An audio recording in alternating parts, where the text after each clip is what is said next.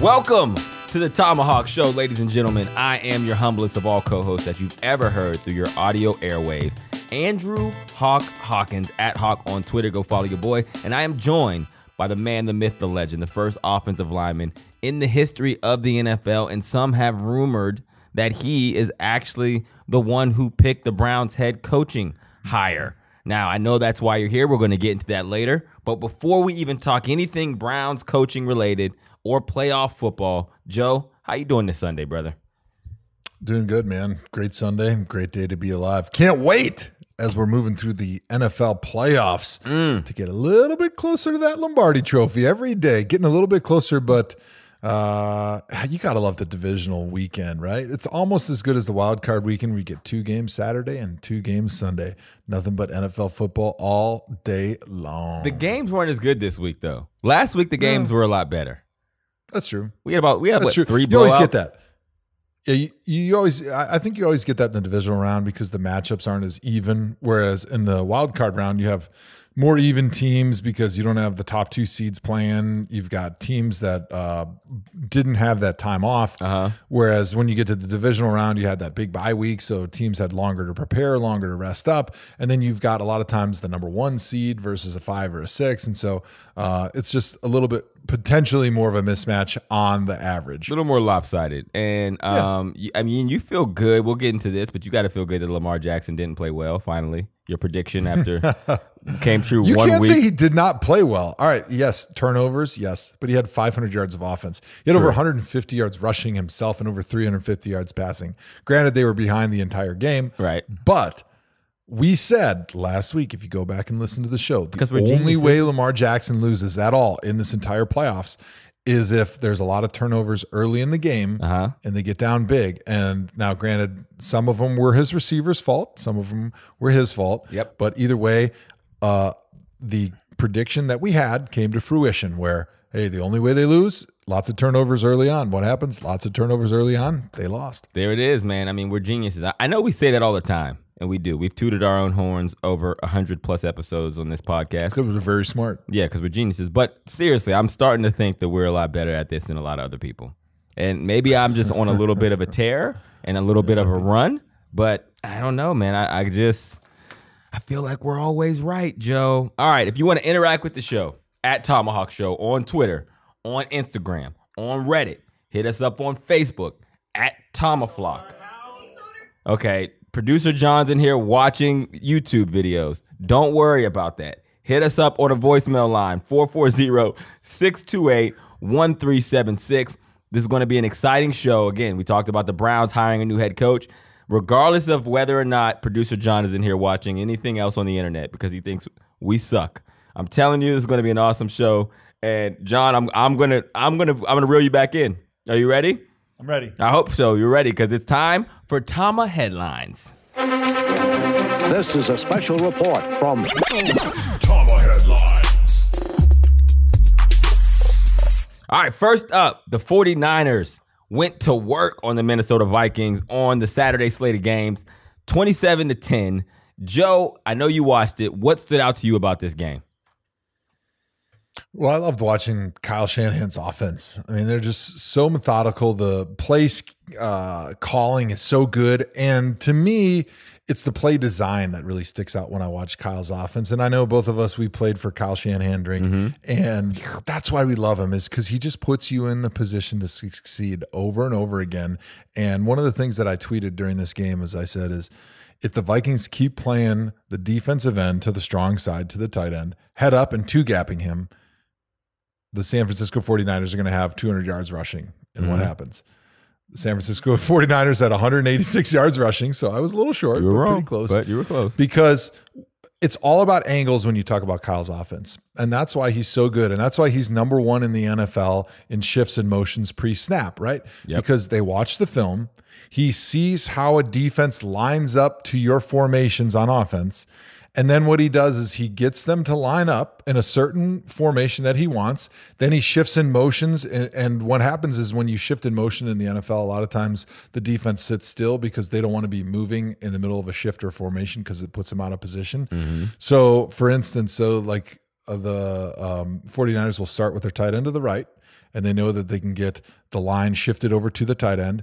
Then they'll get the tight end to step off the line of scrimmage, go in motion, and then now they have the angles and the double teams and all the defensive linemen in the position that they want in order to get the best looks. And so he's putting those offensive linemen in a great position to get good double teams, to get good angles of their blocks, because they know what blocks have the highest probability of success based on the angles that they have. And so when you play a head up defensive end who's trying to read the tight end against a wide zones Kyle Shanahan type scheme, it gives the advantage to the offense, because the hardest block in that offensive scheme is the tight end, because he's the smallest, weakest, pussiest guy on that entire offensive line.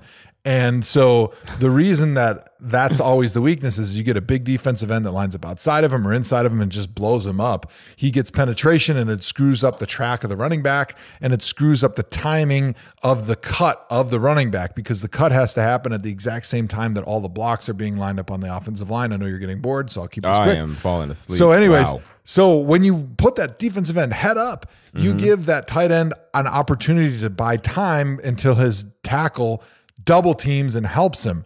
And so it's exactly what the offense gets. And Mike Zimmer, being a really smart offensive or defensive coordinator, makes me wonder what they were doing, because most of the game they were lining up like this, and the Niners were just getting downhill and just smashing them. And it was almost giving the Minnesota defense no hope to be able to stop what the Niners were throwing at them. And so when I saw the defenses that they were playing, I was thinking back to when we played the Cincinnati Bengals when Kyle Shanahan was our offensive coordinator.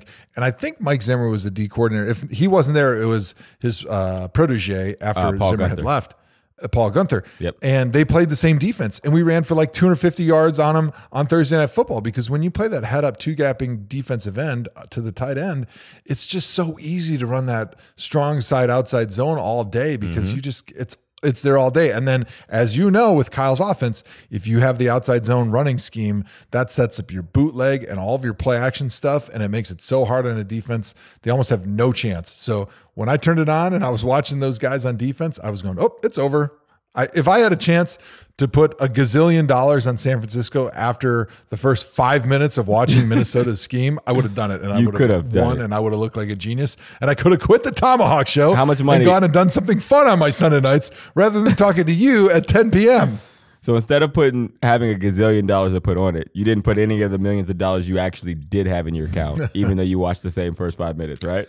Hey, man, both you and I know we are bound by the strict anti-gambling policy of our number one employees, the NFL Network. Both you and I will be enjoying the soft, cushy comforts of the NFL Network from Radio Row with NFL Network-sponsored ThomaHawk Show Thursday and Friday of Super Bowl week. And the only way we can do that is if we don't gamble on football. All right, well, I guess there's no teaser there. You heard it here first, baby. Welcome to the ThomaHawk Show. All right, watching this game, I was focused on Kirk Cousins, Kid Cousins. Oh, shocking. You weren't watching the line play. As producer John tabbed him. You notice how I gave him the credit now that he sucks. So Kirk Cousins played bad, and he looked like a deer in the headlights. I'm a body language reader. And Kirk Cousins, you remember The Waterboy, Joe? Have you watched The Waterboy? Love that movie. It's a great movie. You remember the look that... It's my favorite book of all time. Who was the coach of the Mud Dogs that was scared of the We've other got coach? a researcher for a reason, but...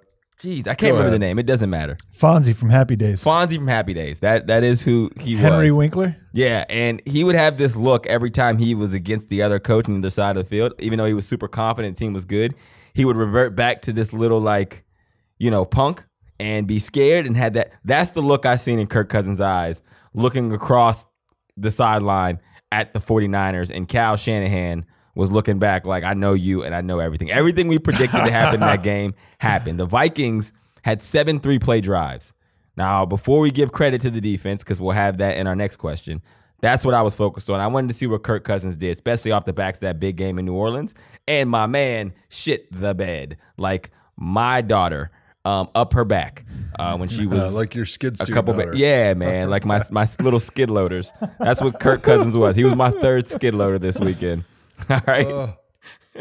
But no, I think this was something that I talked about last week when I was out in LA doing Total Access leading up to the playoff games for the wild card weekend. I said, Kirk Cousins, when he feels that people are talking about him and that he's got a lot of pressure on him, he gets that deer in the headlights look. And you can see his performance suffers because of it. And he needs like a superhuman effort around him to kind of get him out of that, because he's one of the most sensitive quarterbacks in the NFL right now. Like the guy's a great player. He does amazing for long stretches of time, but he has this crisis of confidence from time to time when he just feels like the pressure's on him and people don't believe in him. And when he succeeds in those situations, you get those, you like that type outbursts. You get those outbursts because you can see it. It weighs on him, right? Yep. But he's like that roller coaster of emotions. Oh, man, and I know people, when I said that, because I was talking about him the week before and how he had that look like he just didn't have that confidence in himself. And he gets that from time to time. And people push back because of the season that he'd had, which overwhelmingly was pretty successful. But I'm like, but in those big moments, that's why the narrative is still there, is because he doesn't believe in himself when the pressure's on and when it's a big moment. And we even heard it, I don't know if it was last week or the week before, with Stephon Diggs on the sideline, like trying to encourage him. And Stephon, more than anybody, understands that he doesn't have confidence in himself. He doesn't believe that he can make the best decisions at the right moments of the game. And so he needs his star receiver to come over and be like, hey, you got this, buddy. You don't have to look for me. Just let the offense take you wherever you want to throw the football. And to have your receiver tell your quarterback like that, like it was a dad talking to a kid in Little League, was just such a striking moment. And unfortunately for Kirk, that's really like summed up what his career has been. It's like he plays great at times. He plays really well when they're losing and he has a chance to rack up a bunch of stats. But when the pressure's on, you can tell he feels it because he's so worried about the perception of him as a player. And he can't get over that in order to just play free and just to have that confidence, because I think it goes back to a little bit, he's a really good person. Like he doesn't have this outsized ego like a lot of us in the football industry, like you, Hawk, where you have that ego like, hey, if you throw the ball, I know I'm going to make the play. There's no doubt in my mind. I am the man for the job. Give me the ball. I have even a worse ego than that, because I'm more like, don't throw me the ball. I mean, throw it to me. Don't throw it to me. Who gives a shit? I mean, as long as the check's clear, that's how big my ego is. That would be more apathy and more interest in the paychecks. I don't give a damn if you take that ball and shove it up your nose. But I was always like, hey, I love the big moments. I love playing against the best players because I know that's what brings the best out of me. But it's almost like the opposite with Kirk a little bit, whereas he's like, he fears those big moments because he fears that he knows everybody's going to be watching and that whatever he does, people potentially will be critical if he doesn't play well, and it causes him to get tight. And we saw that on Saturday. When things go bad with him, it like stays bad. You know what I mean? Very rarely does he dig himself out of that funk, which isn't, you know, I mean, I'm not saying Kirk has to be one of the top quarterbacks, but as we'll see later in the show, there's other quarterbacks who can respond in that situation. But that's why I've called him a momentum quarterback. He's a momentum guy. Like he'll play well for big, long stretches, but when things start going bad, the momentum of that bad play gets in his head and he has a hard time being able to bust out of that because he just doesn't have that killer instinct, that like alpha male personality, like, give me the ball. Let me throw it. I know I'm going to chuck it down the field. Kind of like a Jameis Winston. Now, maybe he doesn't want all of Jameis Winston, but Jameis, every time Jameis gets the ball, maybe Jameis like a is 60 like, on a Jameis Winston scale would be good. Yeah, Jameis is like, oh man, I got the football. This is going to be a touchdown. Pick six.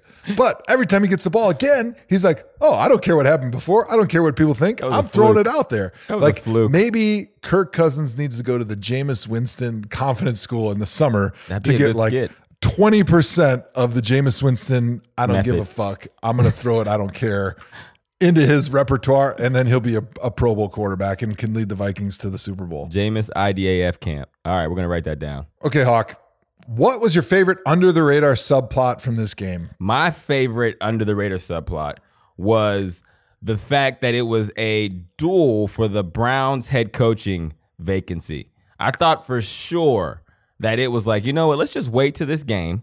Our final two candidates are literally facing off against each other. We'll see who gets the better of the other one, and then we'll go with the winner.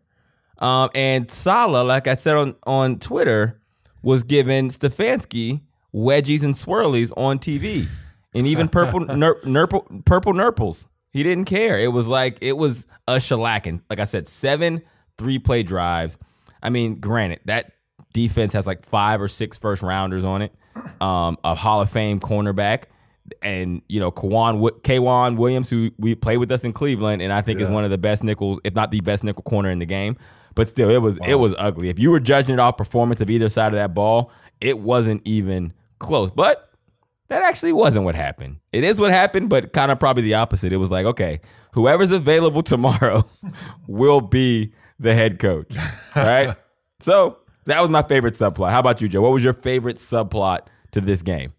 Yeah, I loved how it was the Browns head coaching bowl. That was very interesting to me. But I was curious what you thought about the Richard Sherman victory lap. Ah, yes. I know you and Sherman are tight.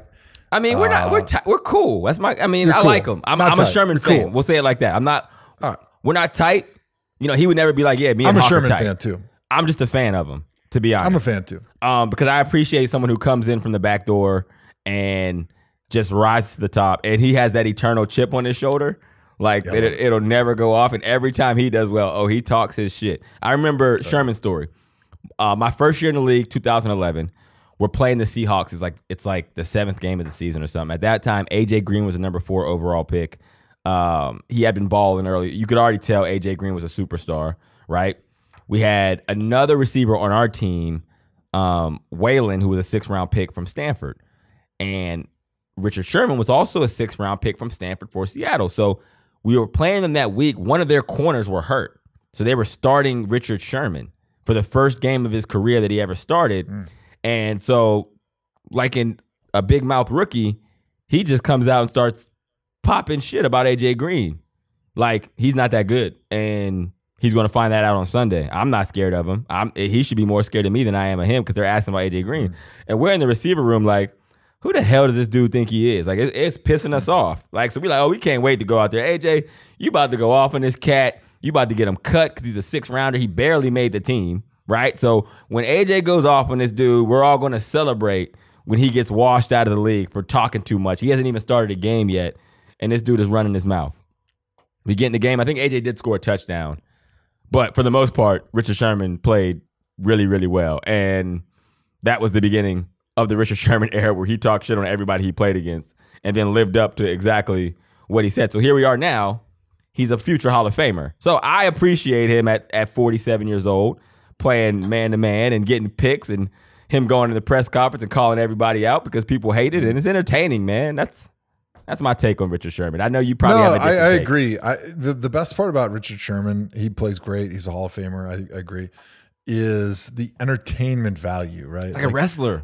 As NFL fans, now that we're not players anymore, no, we're washed. I love how he just brings entertainment and excitement and chatter to the game. Like, yes. He's one of those polarizing figures where you love him or you hate him. Yep. But he's always going to be out there, and he's always going to be saying something that's interesting and provocative, and he brings excitement to the sport. Like, he's the anti-Russell Wilson, which is so funny that they'd been teammates for so long. Like, Russell will never, ever say anything or do anything that's even a shred of controversy. Yep. Whereas Sherman, he doesn't back down one bit. Nope. As a matter of fact, if it's controversial at all, he's running right to it. Yep, I'll take and to some me, of that.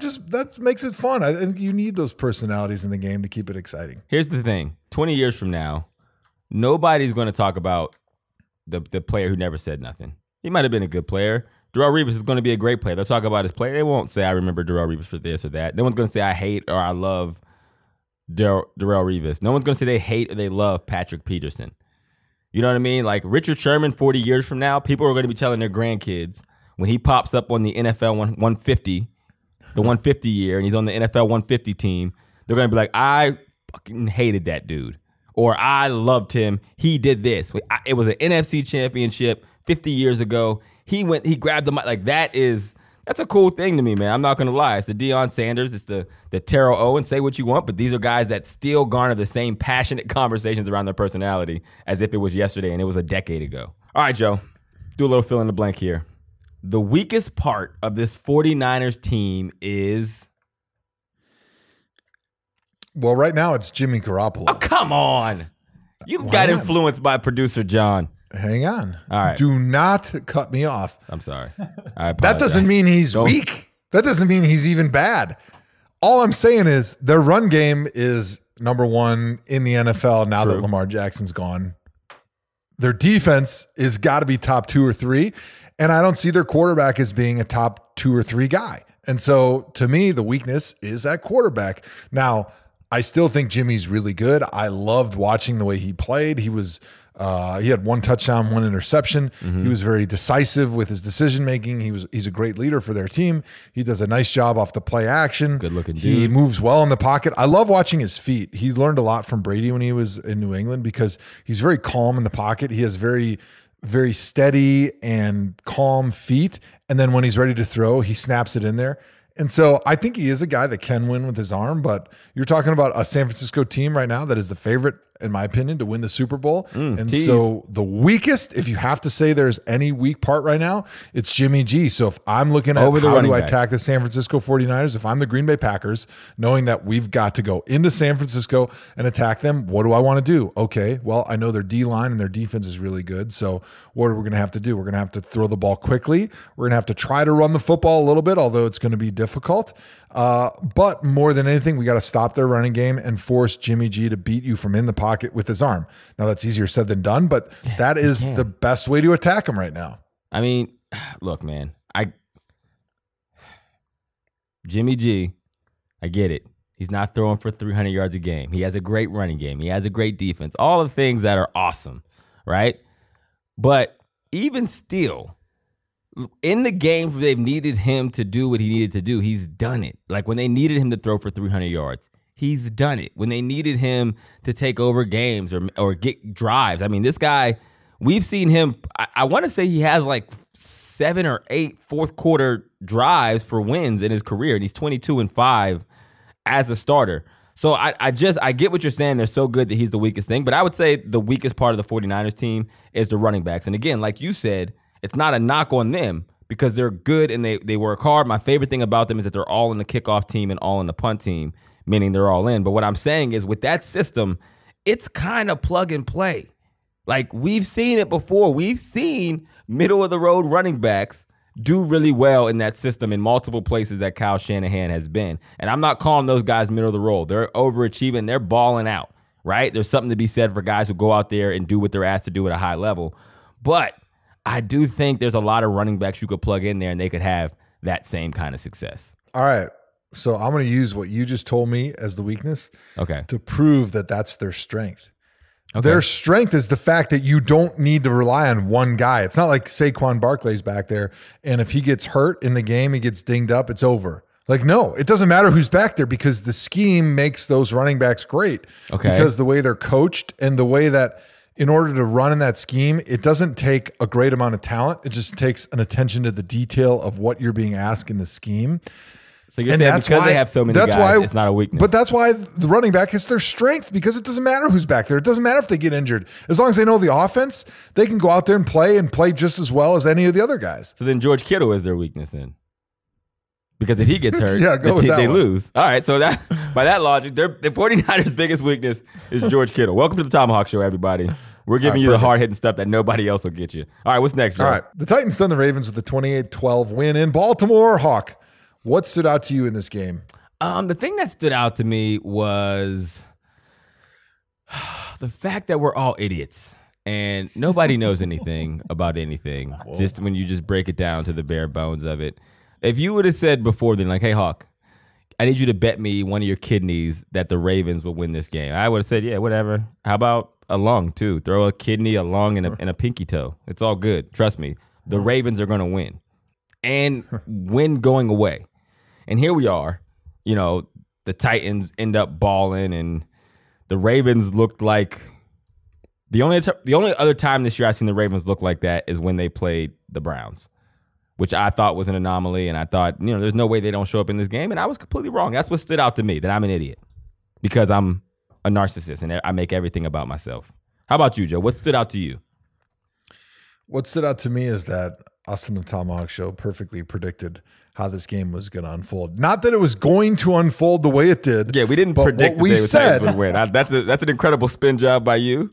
We predicted the only way we would be wrong is the way that we were wrong. Only way the Baltimore Ravens lose is if they have a bunch of turnovers early in the game, they get behind, and they're forced to crawl their way back into the game because that's their only perceivable weakness.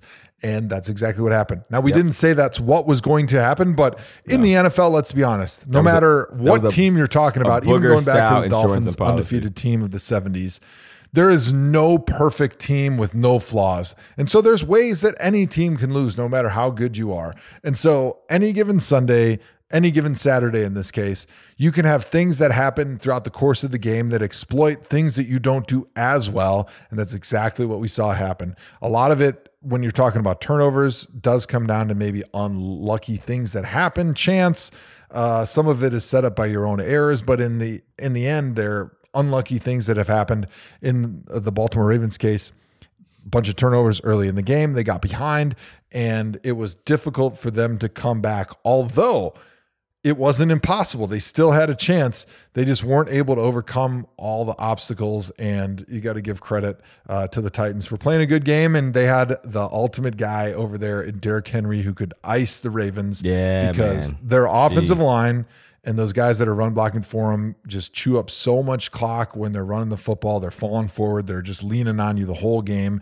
And so for them to be able to get up early, it was just a perfect scenario to win that football game. And Derrick Henry is like trying to tackle a geo tracker because he's a defensive end playing running back. And you could tell even the Baltimore Ravens, who are incredible defense and tough and nasty and like to tackle, they were turning it down. And you could see it like we're watching you. You're on TV. You know all of America is seeing you turn down these tackles. All right, Joe, tell me this. What was your favorite under-the-radar subplot of this game? Ooh, that's a good one. To me, I was watching Ryan Tannehill because I am really curious what the Titans are going to do with him this offseason. Okay. They've got a big decision to make, right? Like, he has come in and all of a sudden they have a chance to maybe win the Super Bowl with Ryan Tannehill. Ugh, now, he was a guy that was cast away in Miami last year. And are they going to sign him to like a huge deal? Are they going to franchise him? Are they going to give him like a 2 or 3 year prove it deal? Like, what's going to happen? Because he's the ultimate risk guy, because you've seen a small sample size that's been really good, but are you willing to commit your franchise for 7 years and maybe 25, 30 million a year to a guy that's only been around for half of a season?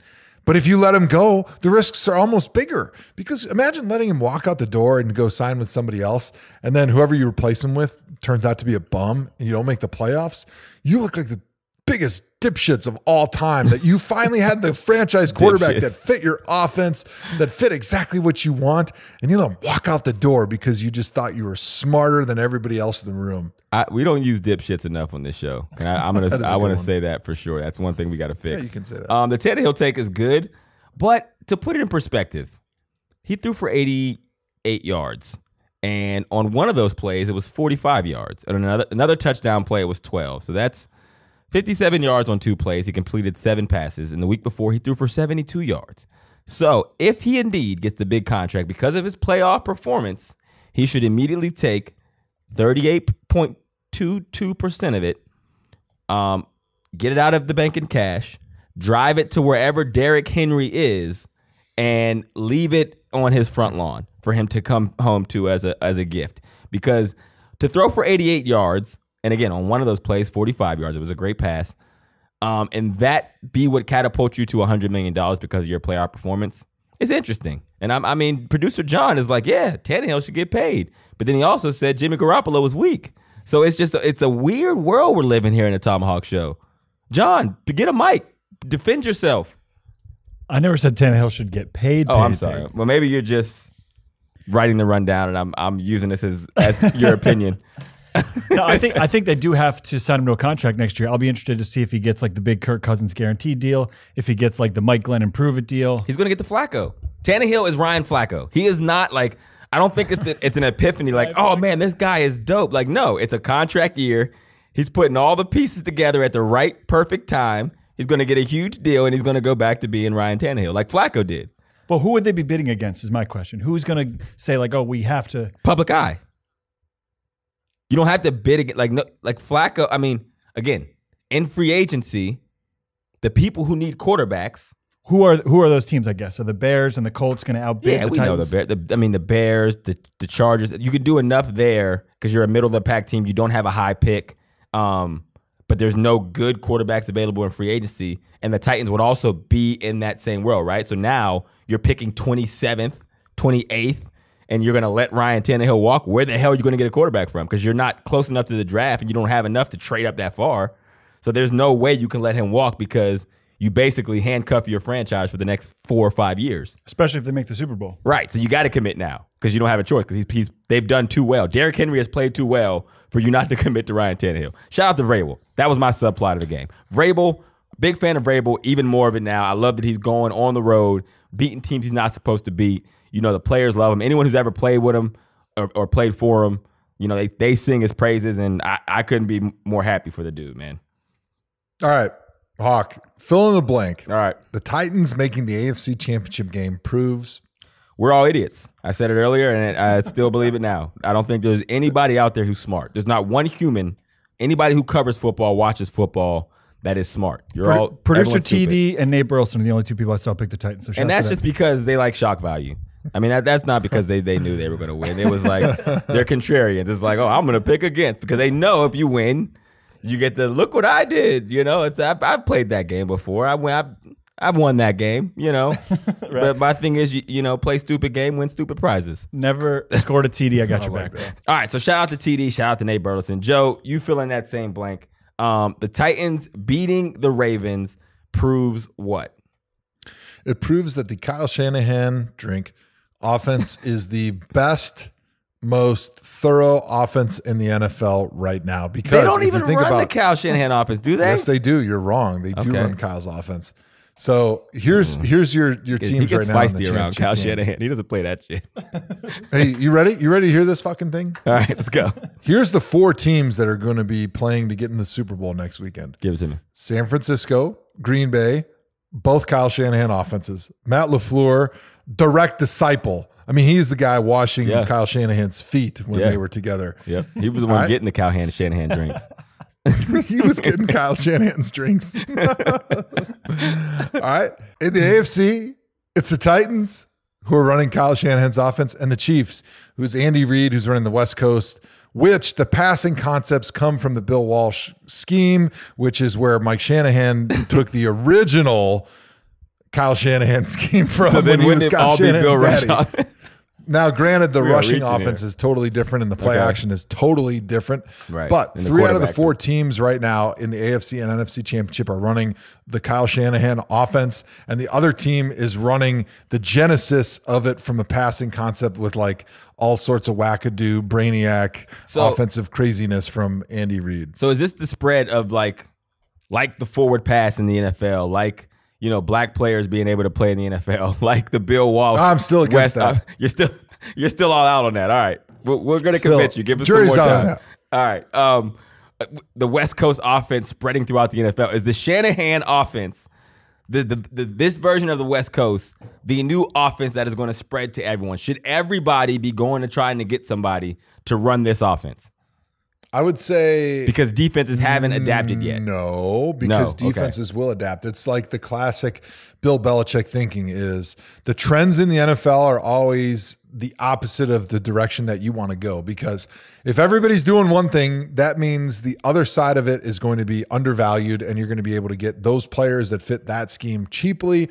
And in the end, everybody's going to prepare and be really good at stopping the one scheme that's the most predominant in the NFL. And then if you're running whatever's different, you have that advantage because people don't see it on a daily basis. Okay. All right. So those teams will suck next year. You heard it here first. All right, next one, Joe. The Chiefs mounted an epic comeback against the Texans, 51-31. After going down in the first quarter, 21-0 and 24-0 at one point in the second. Joe, what stood out to you about this game?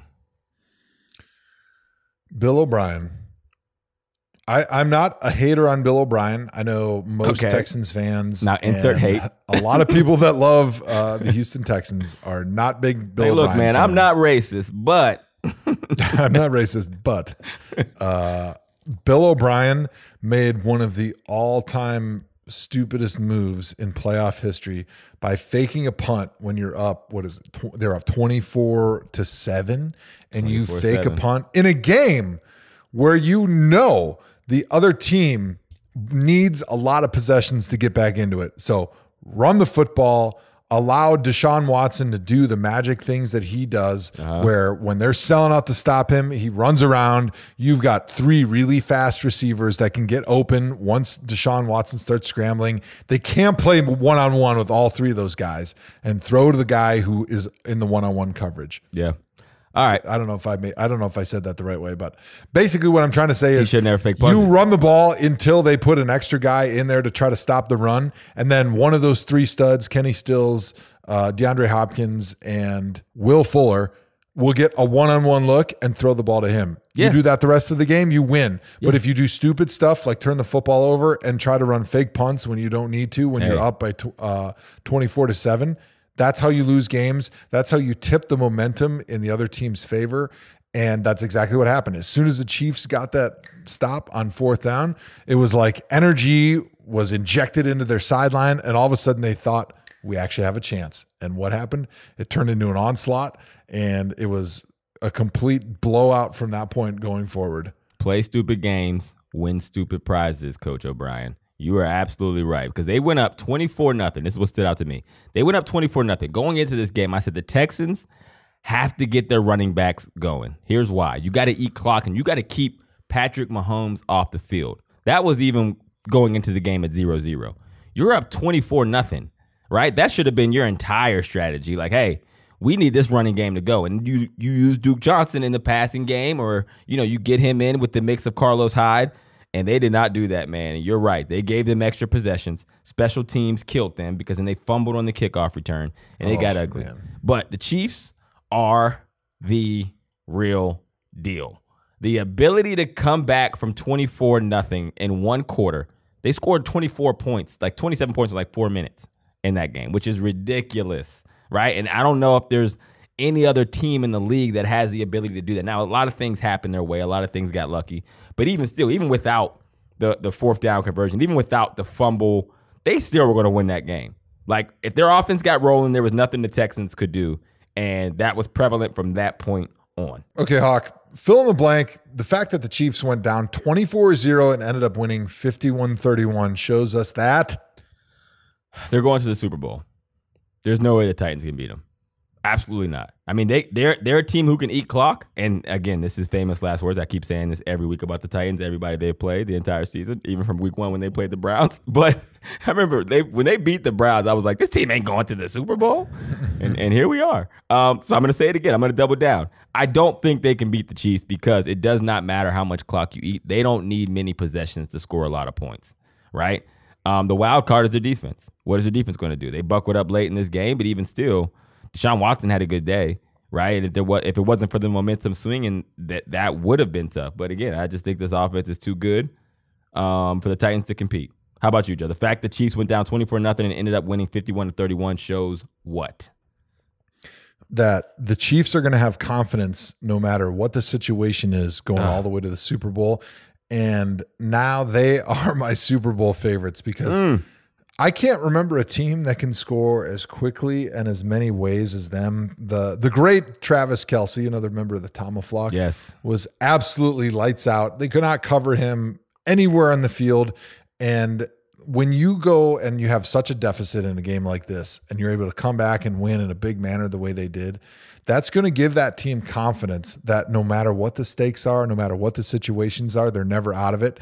And they're going to believe in themselves that they're going to be able to win no matter where they are. If it's a Super Bowl and they're down 14, they're going to be looking at each other like, all right, now this is where we go and do what we did the last time we got down 14 or 21 or whatever it is. You get that belief in yourself, and it's going to be so hard to just stamp them out and snuff them out. It doesn't matter where they are in that Super Bowl, and I think they're going to make it to the Super Bowl. They're going to be believing that they're going to win that game, and that's a very powerful thing to have that belief in yourself. Yeah, man. I mean, we got to slow the train down on George Kittle as the best tight end in the NFL. I'm not saying he might not be, but we can't just act. We just can't call him Baby Gronk and act like Travis Kelce doesn't exist. because the dude's a beast. He delivers. He's their number one receiver, and he's a tight end. I know George Kittle is too, but he's on a team with a lot of other playmakers. He's the number one receiver with Tyreek Hill on the team. So we got to give him some respect in that regard. All right. What do we got next, Joe? All right. Packers outlasted the Seahawks 28-23. From your perspective, Hawk, what stood out in this game? The Packers are good. Yeah. Call me Booger McFarland, but when that team had more points than the other team at the end of the game, I thought to myself, they could win this. Here's something that's funny, because it sounds like Booger's going to be out as the Monday night guy, and there's been a lot of speculation that you and I are going to join the Monday night booth and be a three-man booth. Yep. But the funny thing is, when I think back to what everybody considers the greatest color guy of all time, at least in our generation, everyone says John Madden, I say Martin Luther King. And all right, who's the greatest colored guy of all time? He may have been the greatest colored, but not color. So the greatest color football guy that our generation remembers was John Madden. And the reason everybody loved John Madden is because he said stupid, simple stuff all the time, and he just was excited, which is the same stuff that everyone shits on Booger about. Like how Twitter just makes the obvious comments. But that's exactly what Madden did, and we loved him for it. We loved him. Riddle me that. Somebody needs to maybe hit us up on the Tama hotline, 440-628-1376. Make it make sense. And let us know why the stuff that John Madden said, if Booger McFarland said it, everyone would roast him, but we love John Madden for saying those same things. There was no platform to roast John Madden. So what did he do? He got a video game for it, right? I'm going to start the Booger McFarland video game. McFarland 21. Get ready for it, because I'm going to be the one to champion it, and everybody better play, right? Because you were completely right. And it's funny because even being in sports media, I look at all the tweets of all our colleagues, and it's, this show was up 2% this year, and they give a shout out to the guy that was on it because he was the reason, or she was the reason, that the show has done so much better and it was doing bad, and now that they were on it, more people watched, and that's no coincidence. The fact of the matter is Monday Night Football was up 5% this year, but yet they're getting rid of Booger McFarland, and everyone said he's terrible, right? But when Jason Witten was on there, the numbers were down, and they blamed that on Jason Witten. So what is it? You get to just pick when and when not that they contribute to it? I don't know. All right, Joe. So what was your favorite under-the-radar subplot of the Packers and Seahawks? My favorite under-the-radar subplot was, just like I've always been saying, that just because you get down to the 1 yard line and you give Marshawn Lynch the football doesn't mean you automatically score a touchdown. There's defenses that take it away. You have to remain some level of unpredictable, and you can't just hand it off to your big, strong running back and expect a touchdown every time. Nickname Beast Mode. Wait a second. It worked every time Seattle got down there. Never mind. Go ahead. And it's funny because it wasn't even like he put his shoulders down and ran hard through a hole. He would get stopped. He would be wrapped up, and he would keep going for a touchdown. Like, they literally could not stop him, like they never have been able to. And this might be the last time we ever see Marshawn Lynch on a football field, at least for another couple years. And that's the last thing we're ever going to remember is he's still unstoppable on the goal line. He sat out football for 2 years, came back, and was still unstoppable in goal line football. All right, so my favorite subplot, under the radar subplot of this game, was how good Aaron Rodgers and Russell Wilson are. Because the Seahawks were down pretty big. I mean, like, as far as playoff football is concerned, they were down 2 scores at one time, and, Green Bay was clicking, but they were never out of the football game like it felt with the Ravens, right? Like, when the Ravens went down, we kind of knew just the way their football team is set up. Everyone knew they couldn't battle back. The Chiefs came back, won big because they can score points. But Russell Wilson was kind of putting this team on his back, and even down to that last drive where they didn't convert and had to punt away to the Packers, there was a drop pass. Had that guy caught the pass, which was right in his breadbasket, and he, like, no one around him, they probably would have marched down there and scored. I'm that confident around Russell Wilson. When you look around the league, top 5 quarterbacks in the league right now are, honest, this is probably in order I'm ranking them: Russell Wilson, Aaron Rodgers, Pat Mahomes. This is where it gets tough. Breeze, Brady, Lamar. I would go Breeze. Nope. Breeze and Watson, Lamar at 5. And I'm putting Brady 6. That's my top 5.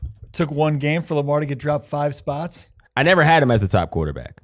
Wow. Okay. He's the best athlete, but I wouldn't. He was never number one. I was never taking him as just if I'm starting my Would franchise. he be in your top 5 of receivers?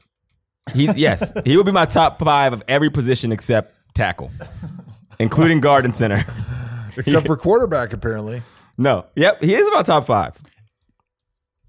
He's 5A and Watson is 5B. Rodgers ahead of Mahomes?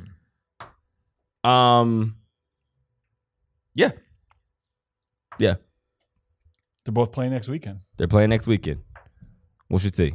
I mean, but I don't think honestly the top 3 are interchangeable to me. Russell, Mahomes, and Rodgers are like top 3, period. Like when they're like, cause I mean, seriously, man, the stuff Russell was doing and just keeping them in there, like you could just such a command for the game, doesn't get rattled, not a situation too big for him, doesn't back down because he doesn't have any emotion and you can't really tell. He might be a robot. I'm not 100% sure yet. We'll so what figure you're it out. saying, he's the opposite of Kirk Cousins. He is so the Kirk Cousins actually anti needs to go Kirk to Cousins. the Russell Wilson summer school. Yes, of Russell being a Wilson quarterback. Passing Academy. Yes. Russell's like, here's how you don't care. First you marry R&B singer. You make all your contract money and you get that they can't take that away from you. And then it's all good. And life is good. It's the Brady. Russell went to the Brady school of not giving a shit. Go get a celebrity supermodel wife and life is good after that. There's not much anybody can tell you. I wish more guys would pay attention. Yeah, it's that simple. All right, fill in the blank, Joe. The key for the Packers to beating the 49ers is They've got to be in a close game. I actually think the Packers have a great chance in this because the Packers have an amazing amount of balance. They don't rely on any one person or any one facet of their game. Aaron Rodgers. They play very good defense against the run, against the pass. They have good special teams. They have good passing. They have good pass blocking. Were you going to say they can pass run the passing? football. They can put the ball in the hands of Aaron Rodgers. He can throw the football down the field. He can throw short passes. They can do everything very well. And so they can morph into whatever they need to be to win. And I think that's a very good formula in the playoffs because a lot of times you tend to face these tough matchups like we saw with the Titans and the Ravens. Like, all of a sudden, the Titans just had the Ravens number where we didn't see that almost the entire season. But for the Packers, I just feel like they're not going to run into that anywhere. And, now it's the 49ers, and there's nothing that the 49ers are going to do to be able to take advantage of from the Packers standpoint. And so I think I might even take the Packers in this game. You're drunk, but we won't make those predictions yet. You're way too many mentions of Kyle Shanahan for Joe quite yet. But no, you're right. I like where you're headed there. The key for the Packers for beating the 49ers is okay, I have nothing for that fill in the blank, and that's perfectly fine because it's my podcast. So I'm not going to answer it. We'll make our picks later in the week. I'm actually not sure where I'm going to go with it. I thought for sure I felt like the 49ers were going to the Super Bowl. After watching the Packers click, I'm not sure anymore because I feel like this is going to be a slugfest in the NFC Championship. And Kyle Shanahan and Lil Wayne are going to be conflicted because Lil Wayne is a Packers fan, and Kyle Shanahan named his son after Lil Wayne. So is he going to lose fandom that he sees Lil Wayne wearing Packers stuff? I don't know. So many subplots. Kyle Shanahan drink. Can you believe it's conference championship week already? We got Green Bay, San Francisco, Tennessee, Kansas City. It's the first time ever I don't have somebody that I hate playing in the conference championship game. Time's up for 2 of the teams playing this weekend, but you still have time to feed your fantasy fix with DraftKings, the leader in one-day fantasy football. Draft your lineup and feel the sweat like never before. Every run, throw, and catch mean more with the DraftKings lineup on the line. It's simple. Just draft your lineup, stay under the salary cap, and see how your team stacks up against the competition. Nothing adds to the sweat of watching the game, quite like having a free shot at over $750,000 with your first deposit. Plus, for a limited time, all new and existing users can get a deposit bonus up to $500. That's some extra cash to play with throughout the playoffs. Download the DraftKings app now and use code TOMAHAWK, TOMAHAWK, for a limited time. Both new and existing users can get a deposit bonus up to $500 on your next deposit. New users, be sure to use code TOMAHAWK with an H during sign-up, and you'll also get a free shot at $750,000 with your first deposit. That's code TOMAHAWK. Don't forget the H. And you can get a deposit bonus up to $500 only at DraftKings. All right, next up, we got Am I Trippin'? It's a special edition, Am I Trippin'? Because I know you want to talk Browns.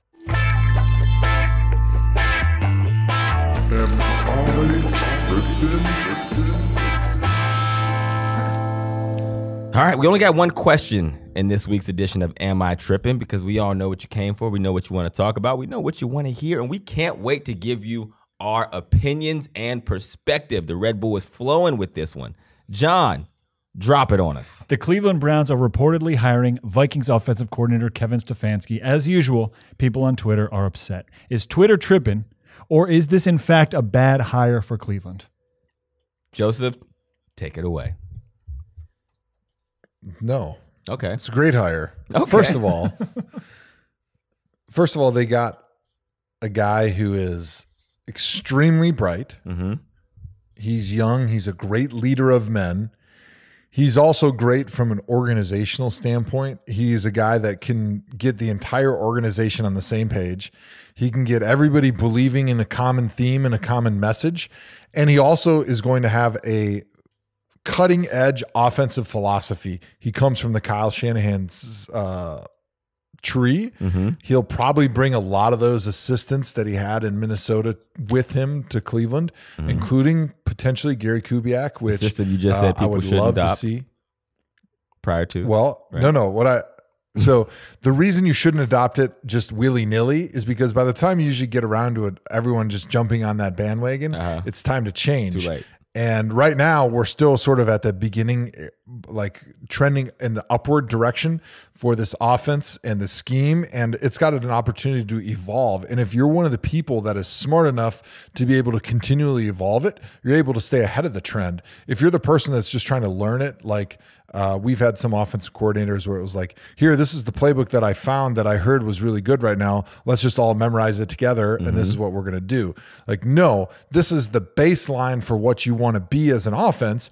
And then from there, you're going to use your brains and your understanding of football to be able to continually evolve and turn new plays and new concepts out there as you're taking things that you're watching other teams do well, and you're seeing what works against your people and what works in practice, and you're constantly using the playbook that you have as a living document.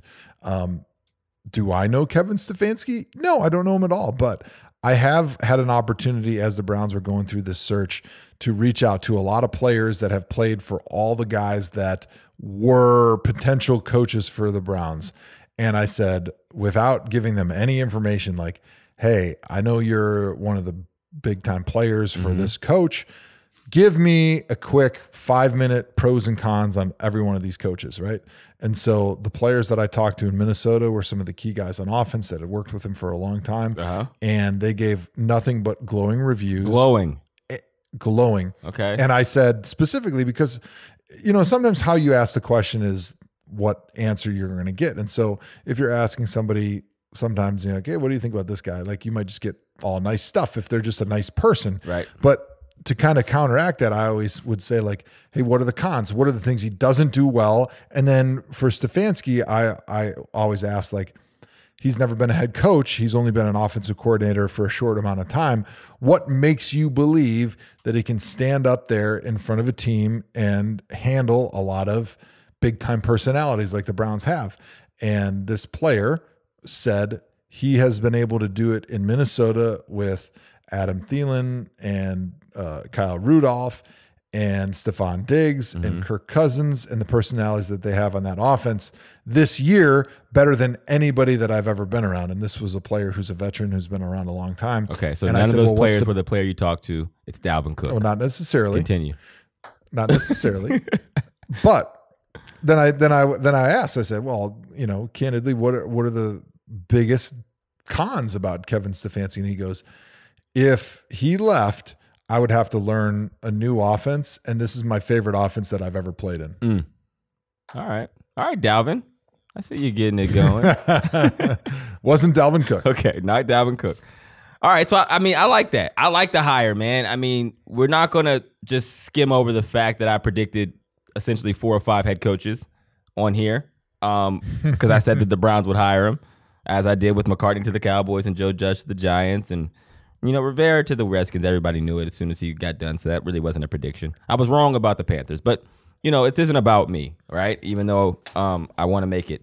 Yeah, I like the hire, Joe. I'm not going to lie. I wanted Saleh. That's no secret. I liked what Why did you want Saleh? Because I just felt like he had that kind of leadership mentality, and not that Stefanski doesn't, but Saleh is a very in-your-face, and he's dealing with a lot of personalities over at the 49ers. He's dealing with the Bosa's. He's dealing with the Richard Shermans. He's dealing with the, these, again, big-time players who are all first-round picks, big money guys with big personalities, and he's controlling that room. That, I felt like bodes well in Cleveland, who is and that team that's doing the same thing. A lot of early-round picks, big-time players, big personalities who are making a lot of money that you have to convince to all be on one accord for a common goal. That direct correlation is what I was excited about. And he was still going to bring the same kind of offense, which Stefanski does too. But still, Saleh was 1, Stefanski was 2. I wasn't high on McDaniels for the Browns. I'm not going to lie. We said that on this podcast. But Stefanski, I feel good about because of the collaborative nature you're talking about. And fans, they have to realize that, yes, we've had a lot of turnover, and the Browns have had a lot of turnover over the years, and it's a GM, then it's a head coach, then it's everybody, then it's whatever. And the biggest thing, and again, the thing that Haslam always has preached when we were in those situations is he wants people to be on the same page. They have yet to get a front office and coach and everyone who understands and is on the same page with the same accord. Because what happens is things go bad and people start finger pointing because they start worried about saving their ass or they start worried about their public perception. And each time, since the time when I got there in 2014 till now, it's happened. When things go bad, people point fingers. And they want it to be where everyone is on the same page, that we're going to sink together or we're going to rise together. And when they have that mission and they all bought into that, it's going to give them more time. And I think Stefanski does provide that. He's a smart guy like you talked about. He's collaborative. The thing I like best about him is that he comes from an organizational pedigree where his dad has been an executive in the NBA player. And why that's a big deal is because it's not too big for him. When I got to the NFL, they'd be like, oh, you've handled a lot of things well, and you did this and you did that. And the reason why it wasn't too big for me because I lived that experience through my older brother. So I'm serious, it just wasn't that big to me because I had already gone through it. I feel like Stefanski will be the same thing where we've seen the Freddie Kitchens, not deal with the media the right way or be worried. Where we've seen head coaches that are worried about the wrong thing because now you're the guy, you're the face, and you're worried about what people are writing about you or how you're perceived or second guessing your decisions. I don't think we're going to get that from Stefanski. I think he's going to understand we're keeping that in-house. Who gives a damn what they say? Let's just figure out how to win football games. One thing I like about him, and I've talked about when I'm picking a head coach, if it was my decision, I look at pedigree a lot, right? Like, what are your experiences? How many different places, coaches, schemes have you worked in? Because every one of those is going to give you a different perspective, and it's going to make you a more all-around good coach. And the fact that Kevin Stefanski has been in Minnesota basically his whole career was a negative for me. I like guys that bounce around because that means you've had an opportunity to see a lot of different organizations and see a lot of different ways to make things work. Like Josh because McCown. There's a lot of ways to skin a cat. There's not only one way to go win a Lombardi trophy. And I think that's the biggest negative of guys that grow up in the Patriots scheme and live their whole life there. And that was my biggest negative with Josh McDaniels is he's only coached 1 year of his entire life outside of the Patriots scheme. And so he's obviously probably going to come in and say, yep, I know exactly how to do it. I'll do everything that Bill did. I'm going to set up the structure exactly like Bill had it in New England. And there's not any other New Englands. There's a lot of ways to do it. There's not only one way to get to the Lombardi trophy. And so just thinking that you have to do everything exactly like Bill did it and set up the organization exactly that way is not the right way to do it. You've got to find and strike out your own balance of what your structure looks like, what's best for you as a head coach, what type of head coach you want to be. And that's not the same for everybody. Right. And so I think having a vast amount of experience is a good thing. So with that being said, yeah, Kevin has been in Minnesota his whole career, but he started under Brad Childress, who I played for in Cleveland for a year. Then he stayed under Leslie Frazier and under Mike Zimmer. So in order to keep your job in an organization when they bring in a new head coach, you've got to be really damn smart and really good at what you do. And the people above you have really got to see a bright future for you, because usually they're going to wipe everybody out of there and bring in their own people. Yep. The best offensive line coach that I ever played for is a guy named George Warhop, and he survived, I think, 3 regime changes in Cleveland. He was so good, and the coach would come in and see how smart and good he was as an offensive line coach, that they've decided to keep him even though the scheme was different. They knew that he was going to be able to adapt because his core values were solid and he was really good and he understood football. And to me, that's what Kevin Stefanski is. He sticks around under all these different regimes because his core values are solid, and they can see that he's very versatile and he's not rigid with any one scheme. He's going to look at all these different aspects, and he's going to use his smart Ivy League brain, and he's going to figure out the best approach for the guys and the talent that he has. Yeah. He's worked under Brad Childress, who is an Andy Reid disciple. So that's the one team that doesn't run the Kyle Shanahan scheme that is in the AFC NFC championship game right now. So here's right my now, thing. he's got that, but he's also running the Kyle Shanahan, Gary Kubiak scheme. Is that him and so or is that Kubiak? He's going to That's my bring a question. dynamic balance between the 2 best offensive schemes in the NFL right now. Who is that, Kubiak or is that Stefanski? Because Zimmer said Kubiak was the best thing to happen to this football team. And that could be just because his... Kubiak has the experience as a head coach, as an offensive coordinator. He's been around the NFL a million years, and he's been in that offense a gazillion years. And so, first of all, we don't know if Kubiak's coming to Cleveland or not, but if he does, that'd be great. But That'd if be he awesome, doesn't, yeah. the amount of things that Stefanski's learned from working with Kubiak are innumerable. Yeah, I like that. It's a good word. That's an Ivy League word, Thank you. which is a good theme for this episode. Also, they're talking about Andrew Berry. Could be one of the guys coming back to run the football operations and be the general manager, another Ivy League guy who set up the situation where now helped do that, which is, to get all the top name players we have. So I'm on board with that too, if that's the case.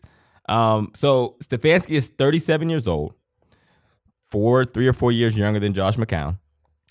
He's the head coach. Josh McCown is now in surgery, getting his torn hamstring repaired. And he still has to have a talk with his family of whether or not he's going to continue to play. Spoiler alert. Hamstring RIP.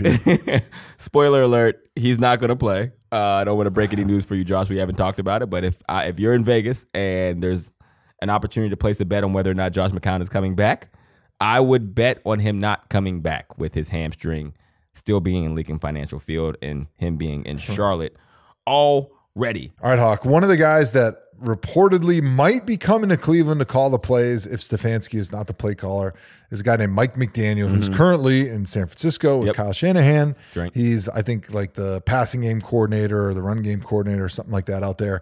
And I think that it would be important for the ThomaHawk and Browns fans everywhere if you maybe lean in a little bit in case that was one of the names that actually gets put into that offensive coordinator role, because you've got some experience working with him. Yeah, and I do have some experience. Haven't talked to Mike in a long time, but I was a big fan of what Mike did from an X's and O's standpoint. He truly You is. had him in Cleveland. Yeah, we had him in Cleveland. He was a receiver coach there early on in his career. Is what 5, 6 years ago now. But he was a savant with the football stuff, man. I'm not even kidding. And I don't know if the 49ers let him out. And he's been with Kyle Shanahan, I think, for 15 years. So there's not a lot of people who know that offense if we're talking about how it spreads around the league. There is nobody in the league that I would say knows that offense currently coaching better than Mike McDaniels. Maybe as good, but nobody better, which is why he's been such an asset to Kyle. And Kyle is obviously the pioneer, for this generation of this offense and the way they've changed it and structured the pass game to just revolutionize how the offense is run. But for Mike McDaniel, for me, I like that word. They were big words. Ivy League. This episode is brought to you by the Ivy League. Speaking of Ivy League, Mike McDaniel's a Yale graduate. He had like a 1580 on his SAT out of 1600. This is the kind of brains that he has. So he went there as like a scrappy slot receiver, played football there, went into coaching. He was from Denver. I think he was a ball boy for Denver early on as well, which is how he got connected to the Shanahans.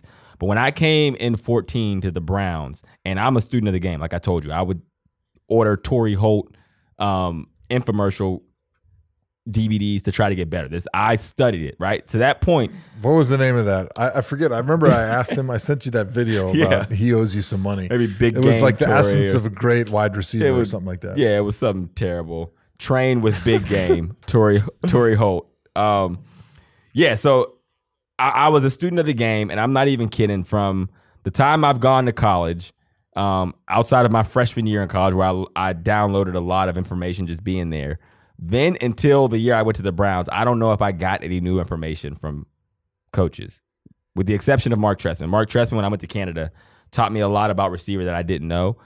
Everything else were things that I've heard before that were implemented, and people like, you train you to say, repetition and doing it on a consistent basis, but nothing new. When I got to Cleveland, Mike McDaniel changed everything I knew about receiver. Because he had a different way of thinking about it, from getting off the line of scrimmage to how you come out of your breaks to how you catch the football, like literally every single aspect. And I'm 28 years old. That's pretty late in the game to change that. And I was skeptical. And he was like, yo, just trust me and watch what happens. And I trusted him, and everybody trusted him in that receiver room, and everybody played big for that because he's such a smart guy. He can figure out how to look at the game different, which is why he's such a good run game coordinator for them. And again, a lot of that is Kyle and a lot of that is Mike, but just that perspective of like seeing things differently, which is just tough in this day and age. So from an X&O standpoint, I'm telling you, again, I would put him up against anybody in the league. Not just that, Mike is a talent evaluator. So I remember that year he was in charge of. He was the one that picked Johnny, didn't he? Yeah, he picked Johnny. He picked Justin Gilbert in the first. No, he was in charge of undrafted free agents that year. So that was his task, that he had to go with the undrafted free agents. We had Taylor Gabriel, who is one of the top receivers in Chicago. We had Willie Snead as an undrafted free agent, top receiver in Baltimore. We had K'Wan Williams, who was a defensive back, again, the top nickel back in the NFL for the 49ers. And he got Isaiah Crowell, was a free agent that year, who, played well, way beyond. So that's 4 undrafted free agents who are making upwards of $5-6 million a year now. That doesn't happen, especially in one draft class. He is that kind of guy, and he understands, what it takes and evaluating talent for that offense. So yeah, if he is indeed the person, again, I stand on the table for him because I just know what he does from an X&O standpoint, and I think that will bode well for the Cleveland Browns. All right, Joe, anything else on Stefanski before we get out of here? You feel good? Yeah, I feel good about it. I'm thinking about the potential candidates, and as I was just racking my brain in the last few days and talking to people and trying to reach out to as many players that have played for these guys, I thought that really the finalists, everybody knows I like Dayball, but he didn't seem to be one of the finalists. Cleveland fans liked him. Talked to a lot of the guys that were in San Francisco. They really liked him. The big question mark on him was, what are they going to do on offense? Like, he's been a defensive guy forever. Who do they bring in to run the offense, which obviously is a huge part of it. So that was a big question mark. Stefanski was, okay, he's been in Minnesota 15 years, been through a lot of organizations, or been through a lot of staffs, but he hasn't had the experience outside of Minnesota, and he's only been a coordinator for a short amount of time, never a head coach. So that's an unknown right there. And then with McDaniels is he's been a head coach before, but he's only worked for somebody not named Bill Belichick for 1 year in his career. And so does he have enough of a broad base of experiences to pull on when he becomes a head coach again, or is he just going to be the Bill Belichick clone? Now, we know what he's going to say, but what he does, is that going to be different? And so kind of looking through all those things, I came to the conclusion in my own head, like, all right, when you're picking a head coach, you're not trying to pick the guy that had the best offense that year, because really being a head coach has nothing to do with how great your offense was in any one game or one season. Like that's like finding the right scheme and coaching it is more about picking the right offensive coordinator and the guys that are going to implement that. Like those assistant coaches, that's more important from like a hiring standpoint than actually physically doing your job when you're an offensive coordinator and moving to a head coach. So I'm thinking like, all right, when I'm trying to pick a head coach, I'm trying to pick somebody who's a good leader, somebody who can bring the team together, who can motivate a lot of different personalities, who knows when to twist your arm and when to put an arm around you to encourage you, who's smart, who's willing to listen, who's not rigid, but he can also be tough and he can hold players accountable. Like, those are all the things that I want. And so if I was picking it, I would want somebody who has the least amount of unknowns, because unknowns are what leads to potentially making a bad decision. And so kind of working through all those guys, I came to the conclusion that Kevin Stefanski has the fewest amount of unknowns. And compared to those other guys, to me, he has the highest likelihood of coming into the Cleveland Browns and having success, because I know the most about him, and there's the fewest question marks that lead me to wonder, will he be able to do this, especially after reaching out and talking to prominent players in the Vikings organization that have worked with him and said, yes, this guy is absolutely a leader of men. Not only is he a great scheme guy, but he'll be able to hire a great staff because coaches throughout the league respect him. Players respect him. He's able to manage personalities. And after hearing all that, I said, you know what? Even before this hire, I said, if it was me, I would hire Kevin Stefanski. Here's what the Browns need to do, and you can quote me on this. Since we're still paying all the former head coaches, we bring them back. We fill them in as assistants for Stefanski. Hear me out. Hugh Jackson, receivers coach. Boom. Manage those personalities. Players coach. He's perfect for Jarvis. Perfect for Odell. Freddie Kitchens, you're back as the running back coach. We liked what you did a couple years ago. We want that magic back, right? Who do we got next? We're going to bring Pat Shurmur in to be the offensive coordinator. You know, he just got done with the Giants. He's going to be someone's OC this year. Might as well come back to Cleveland because we still owe you some checks. Mike Pettin coming back as the defensive coordinator. We seen what the Green Bay defense is doing, right? When they sit that corner blitz down for the 2-point conversion on Russell, the guy's smart. We bring Romeo Crennel back, linebacker coach. Now we're cooking with oil. You understand? Who am I missing, Joe? Chudzinski, right? Bring him in. I don't know. He can be the assistant, the quarterback coach. Did we get a quarterback coach yet? Boom. Chudzinski back in the building. Who else am I missing, Joe? What other head coach did you play for? Romeo Crennel. I got defensive Crennel. coordinator, Houston. I got According him as to the you, the linebackers surprise coach. firing of the year was Bill O'Brien as the Houston Texans head coach. So Romeo might be looking for a job too. Exactly. You know what? Mangini. No. Man, Not genius. He could coach anything. He's Yeah. coached everything in the NFL. No, we're going to make him the NFL security. That when we play the Patriots, no one can spy on our stuff because he knows all the tricks of the trade. Counterterrorism. It'll turn the program around. Just hear me out. That's all I'm saying, Joe. All right, well, I think that does it for this episode of the ThomaHawk Show. We appreciate you guys joining us here. We have, one more Sunday this season?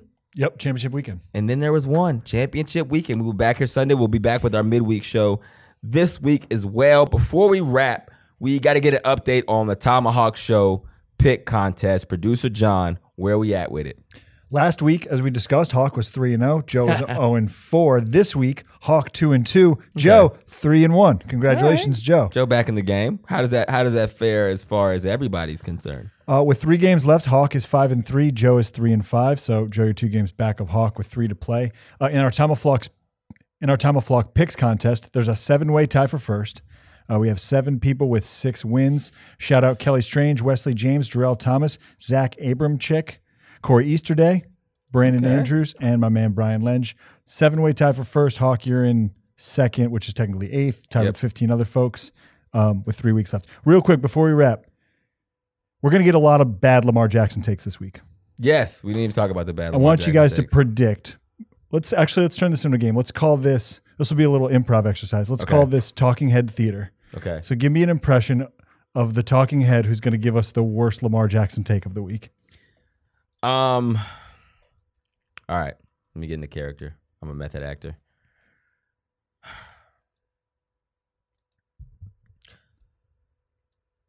See, that's the problem with Lamar Jackson.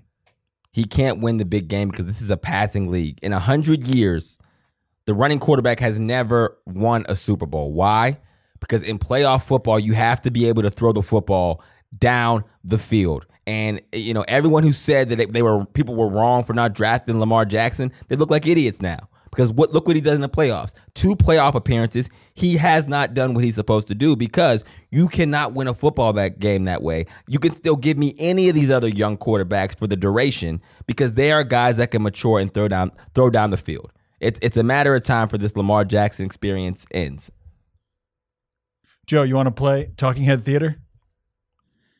Nah, that was good. Yeah, that was pretty spot on. I'll give you a B+ because you said National Football League, which all the idiot talking heads always do. You got to say National Buy Football some League. time. Yeah. Elongate In the National Football League. I still think you could have gone a little bit more nuclear. Like, I'm not going to name any of these guys by name, but somebody's just going to say something like even more ridiculous. But I feel like you even erred on the side of even being a little bit of yourself, which is kind of like measured and smart. Somebody's just going to go off the rails. Off the rails, of course, because that's the shock jock. And people have been waiting. People have been waiting for Lamar to play bad. Yep. And they haven't. Think about that. There's been people all year waiting to give those takes, but he hasn't given them the opportunity because week in and week out, he balled the F out, right? Like he's going to win the MVP at 23 years old. And throw it in the trash afterwards, probably. Yeah. You know what I'm saying? And the number one pick of next year is older than him. Right. And he's already 2 playoff appearances in back-to-back seasons. He's going to win the MVP. Peyton Manning didn't do that in his first couple years. No, Peyton Manning didn't win a playoff game until his 7th year, I think. Yeah. 5th year, something like that. Again, let me be very clear. If you're out there saying because of that one game, and again, the kid is what, 20-3 in his career? And yes, he has a good defense. Yes, he has a good team. His team wasn't that great last year. So don't give me the good team bullshit because it was the same team Joe Flacco had, and they had to bench him. And if they wouldn't have put him in, they wouldn't have made the playoffs, and their coach would have got fired. So that's not the easy button for it. But even still, if you're one of the people that are writing him off in an MVP year, imagine writing off the league MVP at 23 years old. You're an idiot. Let me be very clear.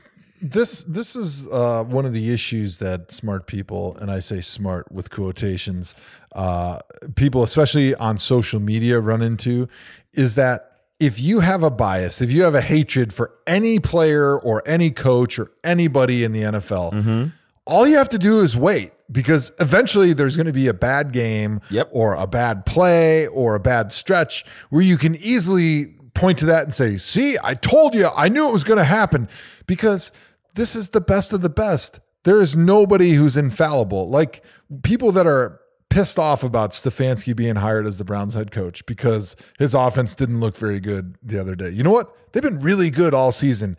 He's got the most out of Kirk Cousins. He's got an offense rolling for most of the season with a couple receivers that at times didn't really love playing with Kirk Cousins, and he was able to mesh all those personalities. And he turned this into a really good, I think it was the 8th overall offense in the NFL. But because they didn't play well against a really good 49ers defense, everyone's ready to say, see, he's not much of a good offensive coordinator. He stinks. And if you're going to judge your opinions on somebody based on one game or even a little stretch in a game or a quarter, or for Lamar Jackson, like he had some turnovers in the game, and then that's proving now that he can't be a great quarterback in the NFL, you're just dumb and you just don't understand what being good in the NFL looks like. No idea. I mean, the guy rushed for 1,200 yards and threw for 33 touchdown passes in a season as a 23-year-old. Even Tom Brady and Peyton Manning at their peak, when everyone loved them, they had bad games. Like, it just happens. Like, sometimes you just have a bad day where somebody has your number, or you run into a defense that's just really good, and they're playing really good in that game. Yeah. And they get a couple small breaks in the game, and then it looks like it was a blowout, when really in the NFL, most games come down to 3 to 5 plays. And those 3 to 5 plays determine the score. And if the score in those 3 to 5 plays was a couple touchdowns, all of a sudden a 14-point victory may only have been a pretty even game, except for a handful of big plays. And that's what we remember. And we think of it as a blowout, when really, for the most part, it was pretty even. People were tweeting me, give me Tannehill over Lamar Jackson. And I'm like, okay. That wins. Awesome. You can have him. You win. It's all yours. That's the worst take of the week. Yeah. That's an early leader in the club. Fine by me. Sounds like a deal. Where do we sign? Dude threw for 88 yards. Give me Tannehill over, and 45 on one play. No offense to Tannehill. He's doing really well. I'm proud of him. I think he's doing a great job. Shout out to the Titans. Shout out to Variable. I feel like I loosely helped their team get in the position they are. Maybe I'll reveal that next episode of how that happened. Maybe not, but congratulations to the Titans and Tannehill. But again, don't give me. You can have Tannehill. I'll take Lamar. Thank you. Thank you, and I appreciate it. All right? All right, that does it for the ThomaHawk Show. Joe, you have any final thoughts for me, man? final thoughts is this is the first time that I can remember that in the AFC and NFC championship games, there is not clear teams that I despise that I can cheer against. I'm watching these games next weekend and I'm going, I don't really care who wins. I like all these teams. And so I'm going to the Super Bowl in Miami and I'll be sitting in the seats watching the football game. You're going to the game? Going to the game. And I'm excited because it doesn't matter who makes it. I'm going to have some very big time cheering interest because I've got a lot of friends in the coaching staff and in the locker room on all of those teams. And I kind of like all of them. Like forever and ever, the Patriots were always around, and I hated the Patriots. I hated Tom Brady. I hated Bill Belichick. I hated everything about him. Right. And so it was easy. I would turn the TV on. Oh, the Patriots are playing. I'm cheering hard for whoever was playing against them. Now, granted, it usually ended with my heart being broken. Say that. But it was great. It gave me a reason to care. And it's almost kind of a weird feeling now because I don't care who wins these games because I like both teams a lot on both sides. And so it kind of hurts it a little bit for me because I'm not as excited to go and cheer against somebody because hatred is the most passionate form of fandom. Yeah. And that's like good take. The Monday National Football game in college football, which I know everyone's forgotten about because it's like practically the spring game and we're playing the NCAA championship game. But I was always enjoying when Alabama was in it because I hated Alabama. I hate Nick Saban and I would love to cheer against them, but they're not there. So I kind of lose an interest a little bit. All right. I like it. What is your Super Bowl experience like? Did you buy tickets? Are you credentialed? Are you taking your wife? Are you? So way back in like August, I did a fundraiser for Madison charity for your Super Bowl tickets. NFL alumni and did one a GoFundMe for people to fund you buying Super Bowl tickets. Yeah, one of the silent auction items was 2 tickets to the Super Bowl. And being the big Browns fan that I am, knowing for sure the Browns are going to be in the Super Bowl this year, I thought, hey, I'll pick up my tickets right now and then I won't have any problem finding tickets when the Browns make the Super Bowl this year. Well, it turns out I was wrong and the Browns did not make the Super Bowl. But I'm going to be in Miami anyway because the ThomaHawk Show, which is the most popular podcast right now in sports, was kind of being bought. I don't even know what's happening, but basically NFL Network is saying we can't allow ThomaHawk Show to not be part of the NFL family any longer. So we're going to steal you for Radio Row Super Bowl week because you guys always do the best Super Bowl shows. And so I'm going to be down there anyway with my guy Hawk and the whole ThomaHawk family. And so I'm like, hey, if I'm down here enjoying South Beach, enjoying Gronk's pool parties, might as well go to the game. Yep, Gronk's pool party bus right to the game. I'm on a ticket website right now, guys. What do you think the cheapest seat in the house for a Super Bowl ticket is? Super Bowl ticket, Miami with the Titans, Chiefs, 49ers, and Packers. Probably J-Lo and Shakira. $2,800. Joe? $3,000. $3,500 is the cheapest ticket on here. It'll go down. Once everybody's team gets eliminated? It'll drop, yep. Now, here's what happens. A huge spike, then it'll go down, and then like 2 days or 3 days out, there'll be a huge spike because everybody gets down there that doesn't have tickets and is looking for tickets. And so there's that huge spike, but then everyone kind of gets tickets and there's always more tickets available than like people that are willing to spend ridiculous amount of money. So if you go and wait like an hour or two before the game, you can get in for face value. For damn near face value. Yeah, like 12. I mean, literally, he's not kidding. You got to sell them. That's how it always at the works. Perfect time. And players aren't allowed to sell the Super Bowl tickets. So I don't have any experience with selling Super Bowl tickets, but if I was a person who sold my Super Bowl tickets as a player back in the day, you got to find the right time and do it when enough teams are in it where people feel really confident that their team is going. I would just say that. You taking Annie to Super Bowl, Joe? I am. We're very excited. Wow. We're going to have a weekend away from the kids. That's awesome. I have not been to a Miami Super Bowl, been to like 10 or 11 Super Bowl sites, all of them a lot of fun, but first time in Miami. I know everyone says it's the best location for Super Bowl, so I'm really looking forward to it. This is my second Miami Super Bowl. Oh. I went when they I cannot wait until we dive into Super Bowl talk because that is like what launched the ThomaHawk podcast in the first place. Super was the great Bowl Super Bowl stories. And the All Super right. Bowl podcast. Yep, so I won't tease it now. All right, we'll be back on Thursday to preview the 2 conference championship games. Until then, ladies and gentlemen, Joe Hawk yourself.